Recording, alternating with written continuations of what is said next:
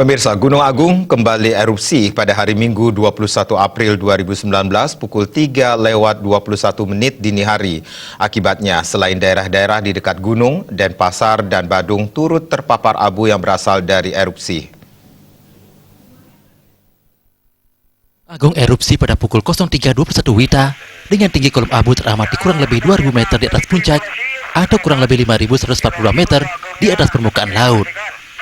Kolom abu teramati berwarna kelabu dengan intensitas tebal condong ke arah barat daya. Erupsi ini terekam di seismogram dengan amplitudo maksimum 25 mm dan durasi kurang lebih 2 menit 55 detik.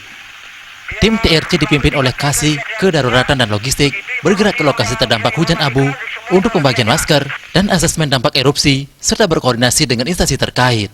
Sejauh ini, belum ada laporan korban jiwa maupun cedera.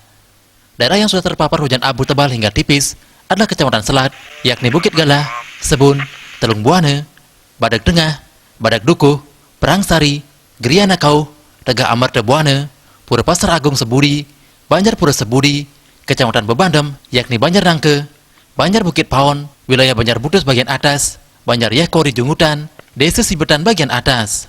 Paparan hujan abu juga terjadi di luar daerah Kabupaten Karangasem, yaitu Kabupaten Bangli dan Klungkung. Bahkan ada laporan warga yang menyebut hujan abu terjadi di Denpasar dan Badung. Masyarakat diharapkan tidak panik dan tetap mengikuti perkembangan terkini seputar kondisi Gunung Agung serta imbauan masyarakat setempat.